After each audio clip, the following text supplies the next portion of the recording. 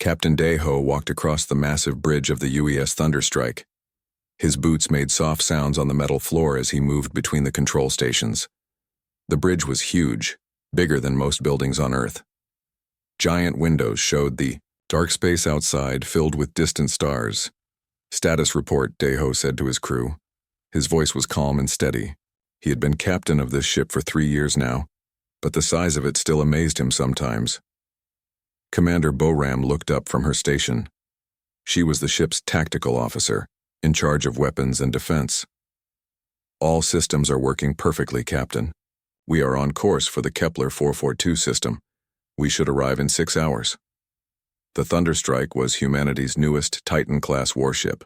It was 12 kilometers long and 3 kilometers wide. Inside, 50,000 crew members worked to keep the giant ship running. The ship had enough power to destroy a small moon if needed. But today they were not going to war. They were on a simple patrol mission. Deho nodded and walked over to the engineering station. Chief Engineer Taemin was there, checking numbers on his screens. Taemin was a short man with quick hands and a smart mind. He knew every part of the ship better than anyone else. "How is our power core, Taemin?" Deho asked. "Running at full power, Captain," Taemin replied with a small smile. "The star reactor is stable. We have enough energy to power a whole city for 100 years. The Thunderstrike's power came from a captured piece of a star. Human scientists had learned to control the burning power of stars and put it inside their ships. It was dangerous work, but it gave them incredible power. No human ship had ever run out of energy in space." Communications Officer So Young turned in her chair. She was young but very good at her job. "Captain, we are getting some strange signals from the target area. They are very weak and broken up." "What kind of signals?" Deho asked, walking over to her station. So Young pressed some buttons and the sounds came through the speakers. The noises were strange and electronic, not like human voices at all. "I cannot understand them, sir. They might be distress calls, but the language is completely unknown." This made Deho think. The Thunderstrike was sent to investigate missing colony ships. 3 human ships had disappeared near the Kepler 442 system. They were supposed to be carrying families to a new planet, but now they were hearing signals in a language that no human had ever heard before. Could it be the missing colonists? Boram asked from her station. "No." So Young shook her head. "These signals are too different. The technology is not human. Science." Officer Hyun-woo came onto the bridge. He was tall and thin with glasses that he always pushed up his nose when he was thinking. "Captain, I have been studying the sensor data. There are metal objects in the target system, but they are not moving like ships should move." "What do you mean?" Deho asked. "They look like wreckage, sir. Pieces of destroyed ships floating in space, and the metal is not like anything we use to build our ships." The bridge became quiet. Every crew member was thinking the same thing. For hundreds of years, humans had traveled through space and never met any other intelligent life. They had found planets with plants and animals, but no aliens. Some people thought humans were alone in the universe, but now they were seeing evidence that other beings existed. Beings that built ships and traveled through space just like humans did. Navigation Officer Jin Ho spoke from his station. "Captain, I am picking up more objects on our sensors. They are small and scattered across a wide area. It looks like a big battle happened there." Deho felt his heart beat faster. A battle meant that someone had been fighting. But who? And what happened to the human colonists? "All stations prepare for full scan when we arrive," Deho ordered. "I want to know everything about what happened in that system." Dr. Yunji entered the bridge. She was the ship's expert on alien life, though she had never studied real aliens before. "Captain, if we really have found evidence of alien life, this changes everything. We need to be very careful." "I know," Deho said, "but we also need to find our missing people." The Thunderstrike continued moving through space toward the mysterious system. The ship was so big that it looked like a moving city among the stars. Its weapons were powered down, but they were ready if needed. The crew did not know that their ship was more powerful than anything else in the galaxy. As they got closer to their target, more strange signals came through the communication system. So Young worked hard to record everything, hoping to understand the alien language later. The signals seemed urgent, like someone calling for help. "Captain," Taman called from his station. "I am detecting energy readings that do not match any known technology. The power signatures are very old, like the ships that made them have been dead for months." Daeho looked out at the stars ahead. Somewhere in that darkness, humans had disappeared and aliens had fought a battle. His job was to find answers and bring the colonists home safely. But he was starting to think that this mission would be much more dangerous than anyone had expected. The Thunderstrike moved forward into the unknown, carrying 50,000 humans toward their first encounter with alien life. None of them knew that this meeting would change the entire galaxy forever. Counselor Veltar moved his 6 legs quickly across the metal floor of the Council Nexus station. His insect-like body was shaking with fear and excitement. In his clawed hands, he held a data crystal that contained the most important information in galactic history. The Council Nexus station was huge, even bigger than most planets. It floated in space at the center of the galaxy, where representatives from 47 different alien species came to make decisions together. For 10,000 years, the Galactic Council had kept peace between all the different worlds and peoples, but today, that peace was in danger. Veltar rushed into the emergency meeting room where the other council members were waiting.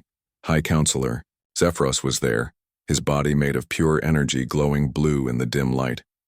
Counselor Kethara floated in her water tank, her fish-like body moving back and forth with worry. General Morden sat in his chair, his green reptilian skin looking darker than usual. "Show them what you have found," Zephyros said. His voice sounded like wind moving through metal tubes. Veltar put the data crystal into the main computer. Immediately, images appeared in the air above the table. The other council members gasped and made sounds of fear when they saw what was recorded. The images showed a ship, but it was not like any ship they had ever seen before. It was enormous, bigger than their largest space stations. The ship was dark gray and covered with weapons. It looked like a floating city of war. "This recording came from Scout Ship Beta 7, Veltar explained. "They were on patrol near the edge of our territory when they detected this thing." Counselor Kethara's water made bubbling sounds as she spoke. "How big is it exactly?" 12 kilometers long, 3 kilometers wide," Veltar read from his notes. "That makes it larger than our biggest battleships combined." The room became very quiet. General Morden leaned forward in his chair. "What about weapons?" "The energy readings are incredible," Veltar continued. "Their main reactor produces more power than a small star. We think they have enough energy to destroy entire planets." High Counselor Zephyros's energy body flickered with worry. "And the crew? How many beings are on that ship?" "Our sensors detected at least 50,000 life forms inside," Veltar answered. This news made everyone even more afraid. Most council ships had crews of only a few hundred beings. The idea of 50,000 warriors on one ship was terrifying. Fleet Admiral Rexton entered the room. His crystal body made ringing sounds as he walked. "I have reviewed the tactical data. This ship's weapons are based on old technology that we stopped using thousands of years ago." "Why did we stop using it?" asked Counselor Kethara. "Because it was too dangerous," Rexton replied. "We decided that some weapons were too powerful to use safely, but whoever built this ship did not care about safety. They built it to destroy everything in their path." General Morden stood up from his chair. "We must assume this is an invasion force. No species builds ships like this for peaceful purposes." High Counselor Zephyros moved around the table, his energy form casting strange shadows on the walls. "But where did they come from? Our scouts have mapped every star system in this part of the galaxy. There are no unknown civilizations that could build such ships. Maybe they come from outside our galaxy," suggested Veltar. "Maybe they have traveled across the dark space between galaxies to reach us." This idea made everyone even more worried. If these aliens could travel between galaxies, their technology was far beyond anything the Council had ever seen. Counselor Kethara swam in circles in her tank. "What happened to Scout Ship Beta 7? "They barely escaped," Veltar said quietly. The alien ship detected them and started moving toward them. Beta 7's captain ordered full retreat. They said the alien ship could have caught them easily, but it did not follow. "Why would they not chase our scout ship?" asked Rexton. "Maybe they were studying us," General Morden said, "learning about our technology before they attack." High Counselor Zephyros returned to his position at the head of the table. "We must make a decision quickly. If this ship is the advanced scout, for an invasion fleet we need to prepare our defenses." "How many ships do we have?" Kras asked Counselor Cathera. Admiral Rexton checked his data pad. "The Grand Fleet has 10,000 ships from all member species. But after seeing this data, I do not think our numbers will matter. One of their ships might be stronger than our entire fleet." "Then what do we do?" Veltar asked. The council members looked at each other with fear.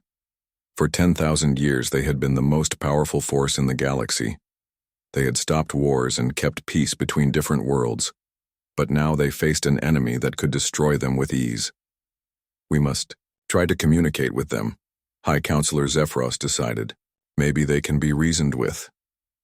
"And if they cannot?" General Morden asked. "Then we prepare for war," Zephyros replied.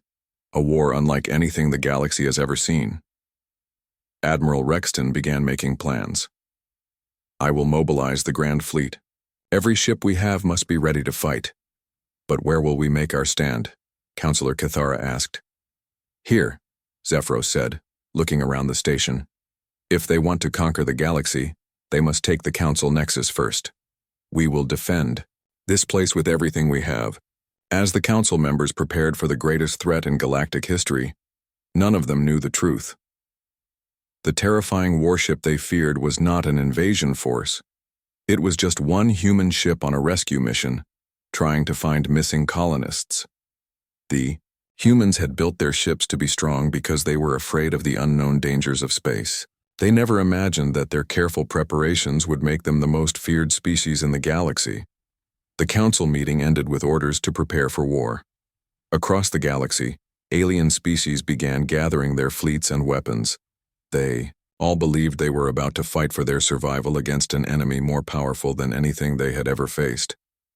But Captain Deho and his crew were still just looking for their missing people, not knowing that the entire galaxy was preparing to fight them. The UES Thunderstrike arrived at the Kepler 442 system, and Captain Deho could not believe what he saw. Pieces of destroyed ships floated everywhere in the darkness of space. Some pieces were huge, bigger than Earth's largest buildings. Other pieces were small and scattered like dust among the stars. "My God," whispered Science Officer Hyun-woo as he studied the wreckage through his instruments. "There must have been hundreds of ships here." Dr. Yoonji moved quickly around the science lab, examining the alien materials they had collected with their tractor beams. She had spent her whole life studying the possibility of alien life, but she never expected to see it like this. The metal was strange and beautiful, with colors that seemed to change when she looked at them from different angles. "Captain," she called through the communication system, "these aliens were definitely intelligent. I can see tool marks on the metal pieces. They built these ships with great skill." Captain Deho stood on the bridge watching the recovery operations.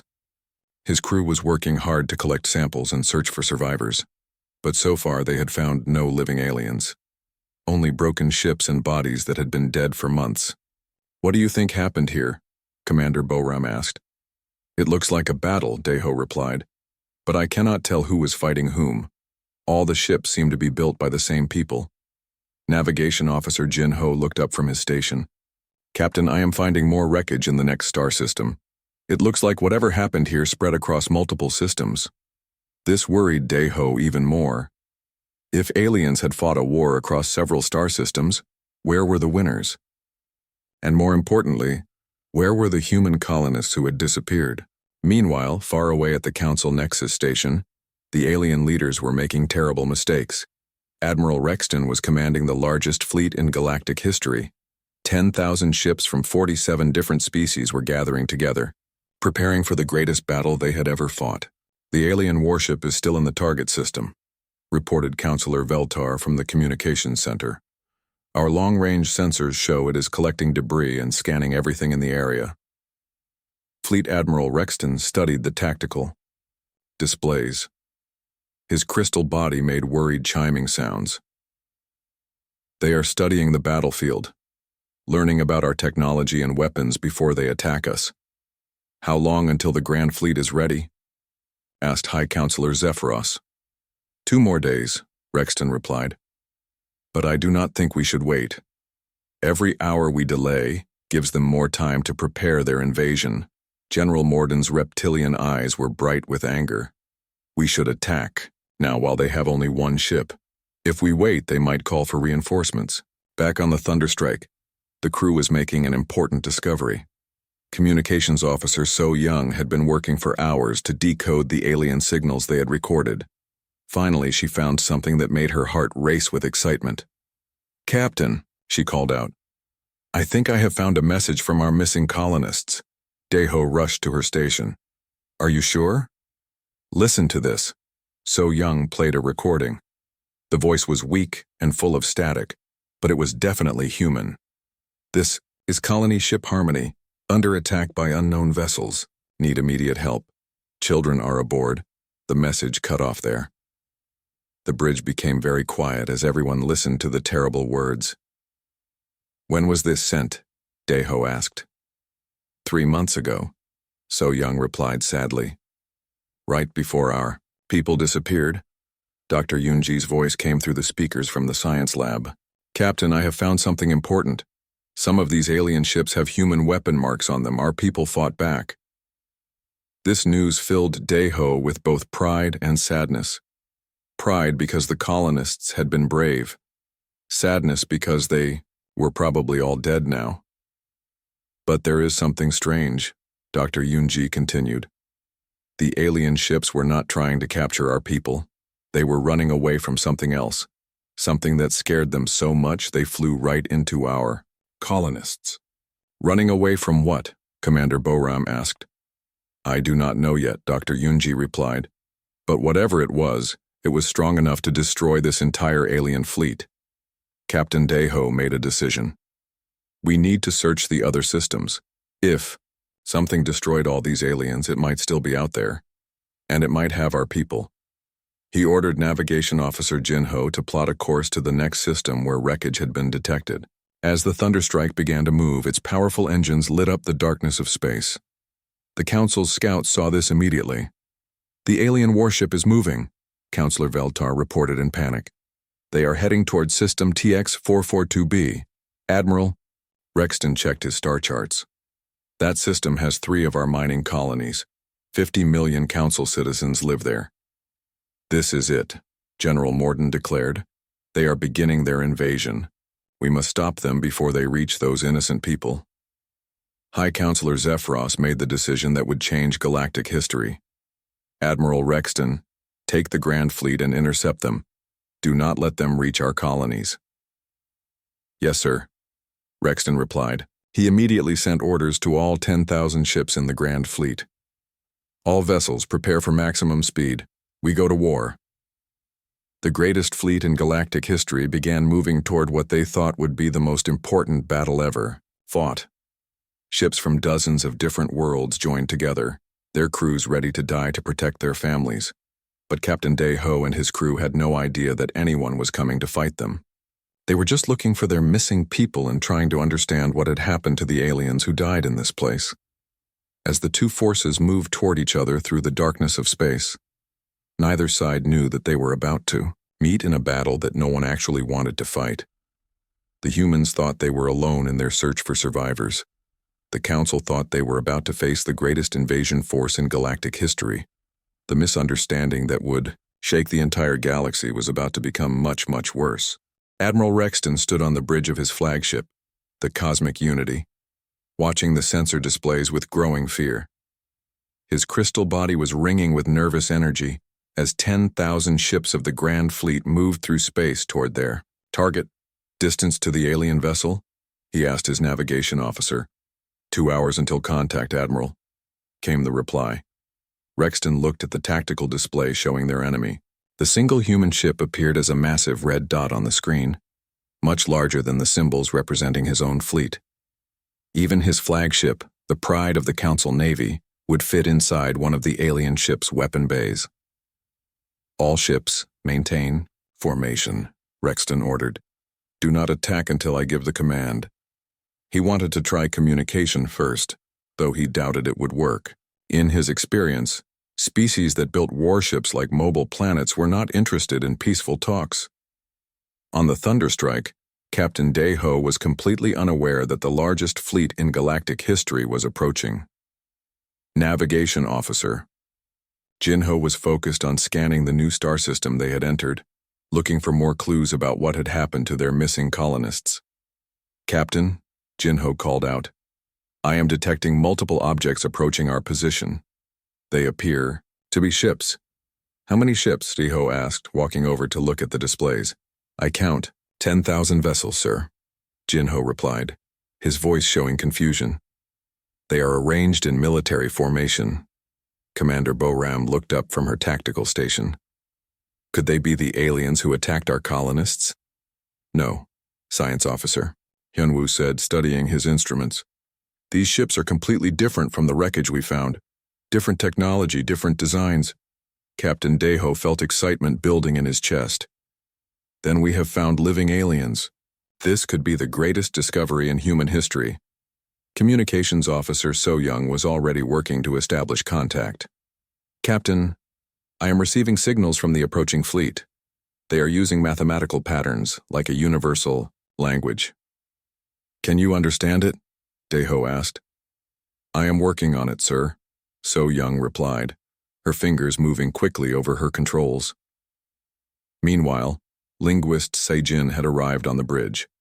She was humanity's best expert in unknown languages, and she had spent years preparing for this exact situation. Let me help, she said, sitting down at an empty station. As the two fleets came closer together, both sides prepared for what they expected would be a historic battle, but the preparations were very different.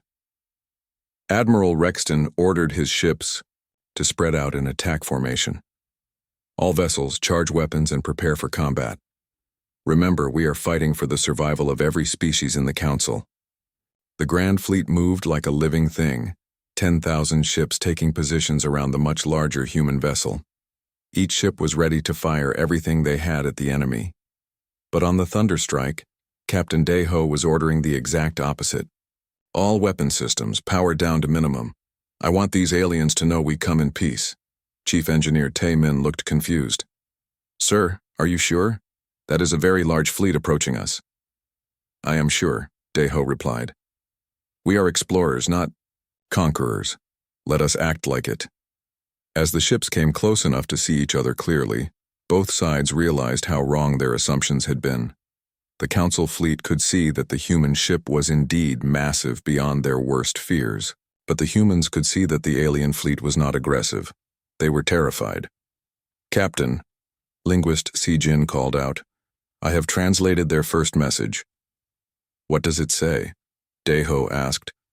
Unknown vessel, you have entered Council territory. State your intentions immediately or we will consider you hostile. Deho smiled. These aliens were trying to negotiate, not attack. Send a reply, he ordered. Tell them we are humans from Earth. We come in peace, and we are looking for our missing people. Seijin typed the message into the universal mathematical language and transmitted it to the alien fleet. On the Cosmic Unity, Counselor Veltar was monitoring the communications. When the human message arrived, he could not believe what he was reading.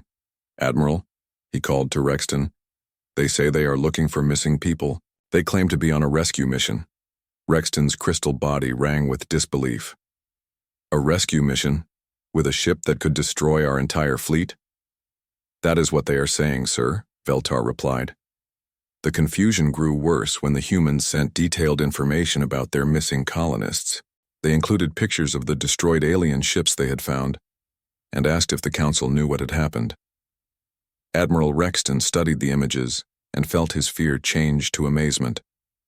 The wreckage the humans had found belonged to the Kethmori, an aggressive species that the Council had been fighting for months. The Kethmori had been raiding peaceful colonies and stealing resources. These humans destroyed an entire Kethmori war fleet, Rexton whispered to his officers. That is why the wreckage looks like a battlefield.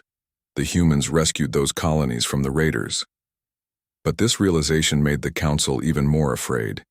If the humans could destroy the Kethmori so easily, what could they do to the council itself? Captain Deho was having his own moment of understanding. Communications Officer So Young had been analyzing the alien transmissions and made an important discovery. "Captain, these aliens are not military conquerors," she reported. "Their messages talk about protecting colonies and maintaining peace. I think they are some kind of galactic government." "A government?" Deho asked. "Yes, sir. And I think they believe we are invaders. That is why they brought so many ships." Dr. Yunji's voice came through the speakers from the science lab. "Captain, I have finished analyzing the alien wreckage. The species that attacked our colonists were raiders or pirates. Our people fought them off, but the colonists' ships were damaged and had to make emergency landings on nearby planets." This was the best news Deho had heard in months. "Are you saying our people might still be alive?" "It is possible, sir. We need to search the planets in this system." Captain Deho made a decision that would change galactic history. He ordered Communications Officer So Young to send another message to the alien fleet. "Tell them we want to meet their leaders," he said. "Tell them we wish to establish peaceful relations between our peoples, and ask them to help us find our missing colonists." When this message reached the Grand Fleet, Admiral Rexton realized that everything the Council had assumed was wrong. These humans were not conquerors. They were explorers who had accidentally become the most powerful military force in the galaxy, simply by trying to protect themselves while traveling through unknown space. The moment of truth had arrived. The Council had to decide whether to welcome humanity as allies or treat them as the greatest threat the galaxy had ever known. 3 months after the first meeting between humans and the Galactic Council, Captain Deho stood in the observation deck of the Council Nexus Station. Through the massive windows he could see his ship, the UES Thunderstrike, floating in space, nearby. Even from this distance, the human warship made the alien space station look small. "It still amazes me how big your ship is," said Counselor Veltar, his insect-like body clicking as he moved closer to the window.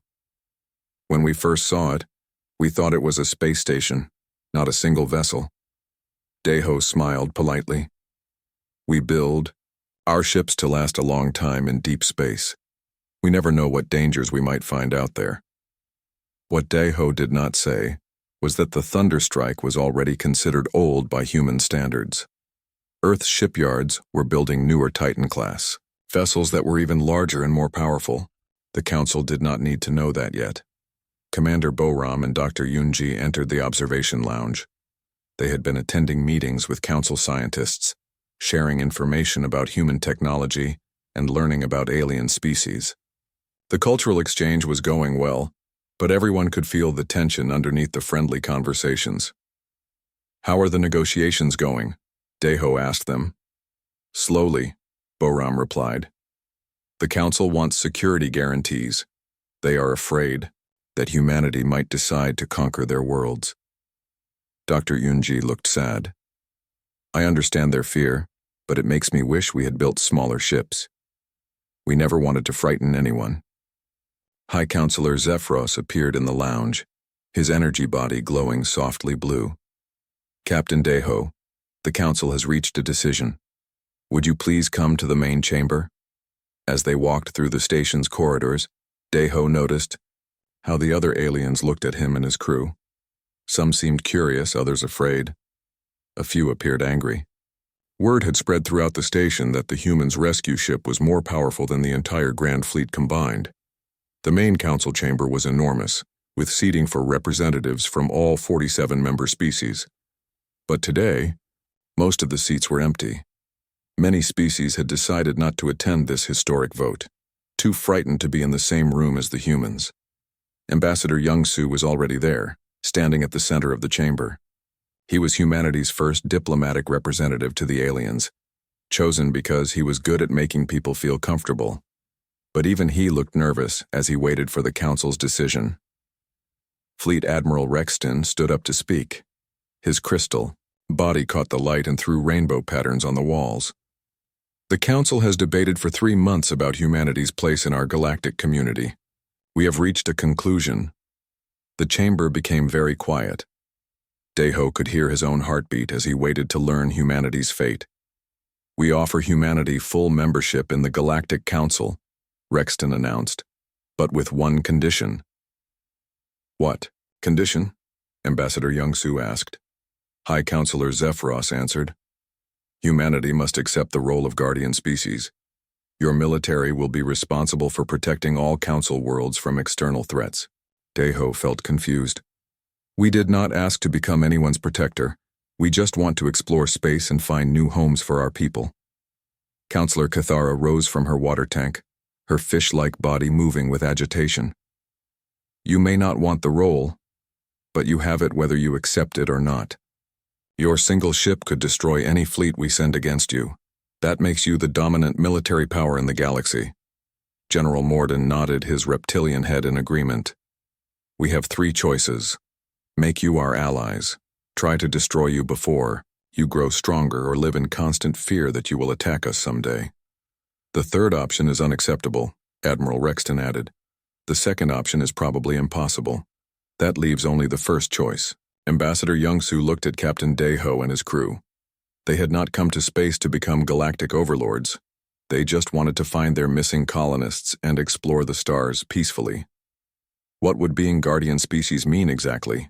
Young-Soo asked. Zephyros explained. When dangerous species threaten Council worlds, humanity would respond with military force. In return, all Council resources would be available to help human colonies and exploration missions. And if we refuse? Deho asked. The chamber became uncomfortable quiet. Finally, Counselor Veltar spoke. Then we would have to consider humanity a potential threat. We would be forced to unite all our military forces against you. You would go to war with us just because we want to be left alone? Commander Boram asked with disbelief. We would have no choice, General Morden replied. A species with your military power cannot be neutral. You are either our protector or our greatest enemy. There is no middle ground. Dr. Yoon-ji stepped forward. May I ask a question? How did the Council maintain peace before humans arrived? Through balance, Admiral Rexton explained. No single species was strong enough to conquer all the others, but your arrival has destroyed that balance. Now there is humanity, and there is everyone else. Chief Engineer Taemin, who had been quiet until now, finally spoke. What happens when the Council learns that the Thunderstrike is not our most powerful ship? The alien representatives made sounds of shock and fear. Counselor Cathara's water tank bubbled violently. What do you mean? She asked. Taemin looked apologetically at Captain Deho, then continued. The Thunderstrike is 3 years old. Earth has built 12 newer ships since then, each one larger and more advanced, and we are planning to build 100 more in the next 10 years. The chamber erupted in panic. Alien voices spoke in dozens of different languages, all expressing the same emotion, terror. The idea that humanity had an entire fleet of ships like the Thunderstrike was their worst nightmare come true. High Counselor Zephyros used his energy powers to create a loud sound that silenced the chamber. This information changes nothing, he declared. It only makes our decision more urgent. Humanity must accept the guardian role immediately. Ambassador Young-Soo asked for time to discuss the offer with Earth's government. But privately, he knew what the answer would be.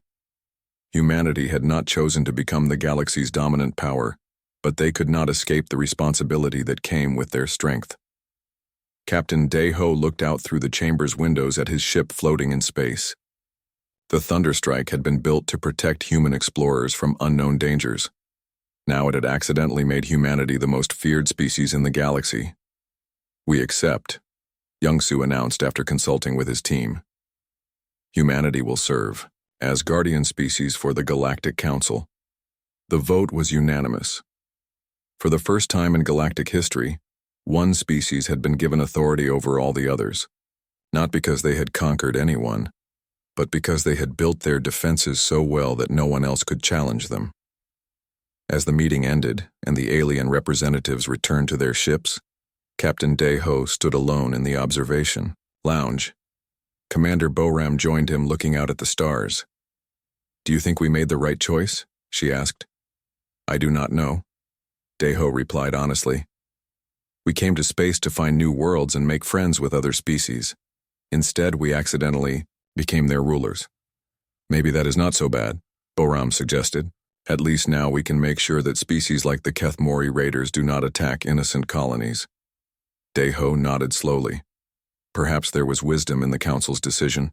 Humanity had the power to protect the weak and maintain peace across the galaxy. Maybe that was what they were meant to do all along. The UES Thunderstrike began its journey back to human space, no longer a simple patrol ship, but the flagship of galactic civilization's newest protectors. Behind them, the Council Nexus Station continued its work of governing 47 worlds, now under the watchful protection of a species that had never wanted to rule anyone. Humanity had left Earth as explorers and returned as guardians of the galaxy.